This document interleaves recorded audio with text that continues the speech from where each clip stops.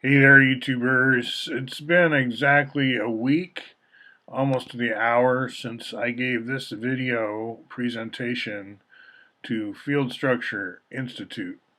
So, since then, our good friend Frank Zubek has discovered that I'm still being prolific here, and he's added a lot of comments. So, I think of Dr. Zubek, as I call him, as somewhat he typifies the skepticism that we encounter around what is the usefulness of any of this. Like, tetra volumes, he gives me a refrigerator and its cubic dimensions, and why would I want to have tetrahedral dimensions? Like, what would be the purpose? And I think, in other words, the tetra volume, why would I care? And that's legitimate question. I don't think you always do care, and I don't think that XYZ coordinate system is going anywhere, nor do I attack it. In fact, I think that the quadrats that I am interested in sharing with more people actually help learn XYZ, because you get more of a sense of, just like when you learn Python, you might learn it faster if you're learning Julia, or for compare and contrast. Get into some of the debates, get into some of the controversies. I think what Fuller worried about was that our loss, becoming over specialists, we lose that kind of philosophical glue that is really more important to the psyche than maybe we know, in terms of keeping our heads together, holding it together. Like when the virus hits us, how deep is the philosophical conversation about what is life, right? Is a virus alive? And this is something that Fuller addresses, and I'm not saying I know the answer, I'm saying I know his answer. And Ed Applewhite takes up that whole question in Paradise Mislaid, what is life?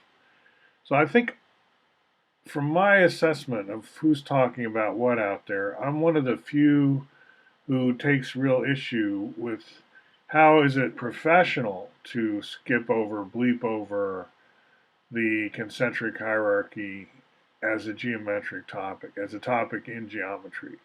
I think it's something of a travesty, and it's malpractice to bleep over it, to not integrate it, and I think lack of comprehensivism in our curriculum is a good explanation, as good as any, for why there's been such delay. And Operating Manual for Spaceship Earth put its finger on it, and that it's been 40, 50 years and we don't really have much discussion of these innovations, which I'm taking to the high school level without much trouble. I think that's a critique that I've picked up from Fuller, that few are wanting to carry that torch, from what I can see.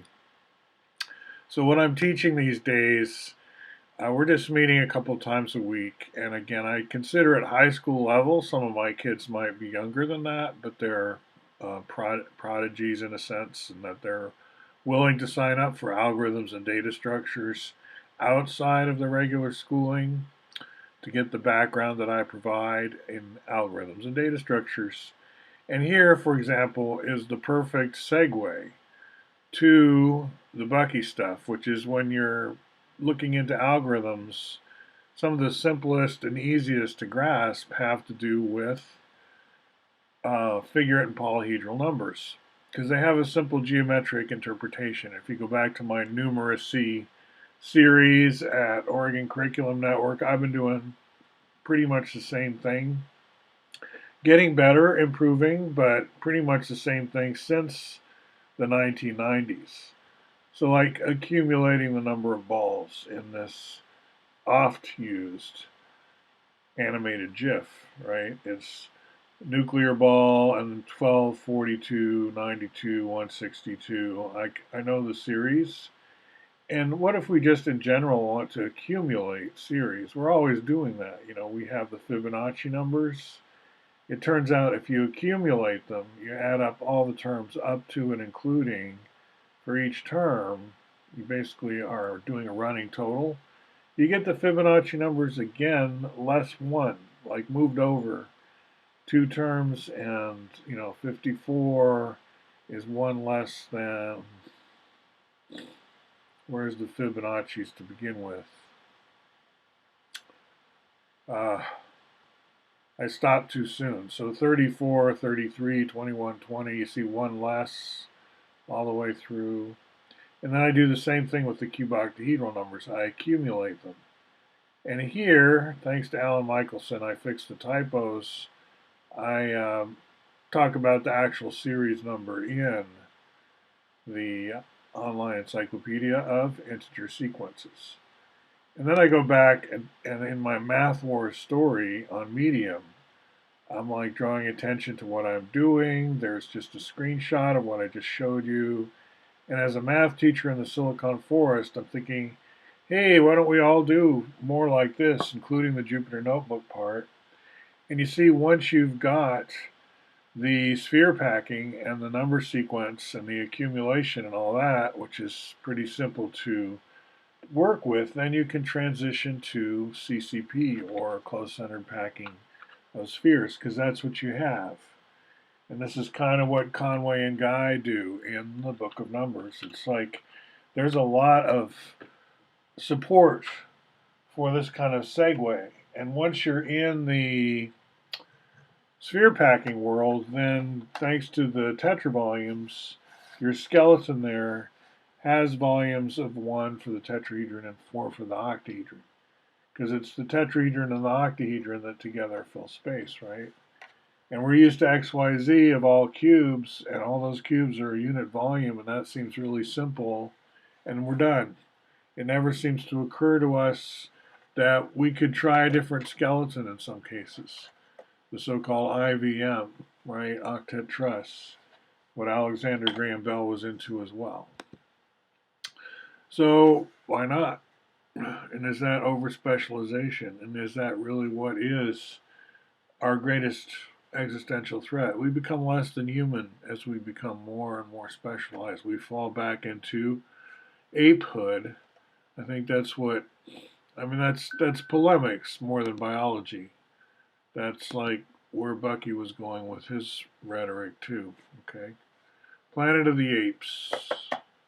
So 1 week later, and this board of directors, they meet in the first hour, at least according to the literature.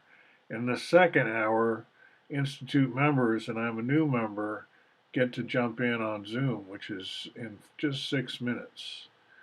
And so in 6 minutes, I'll click this join with Zoom, and I'll see how it is to be in a members members meeting at FSI, where I'm not under pressure to present anything in particular this time. Like last time, they all gave me the floor, and I'm up to 117 views in 1 week, which is pretty good, I think, for this channel where I don't advertise and pretty esoteric stuff.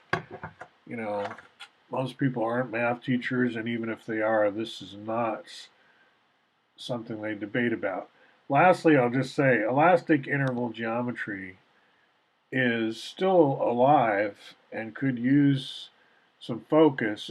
It's connected to tensegrity, of course, and Tim Tyler's Springy has always been a stellar entry in that world. And then check out Pretense these days. Pretense.com. That's Pretenst.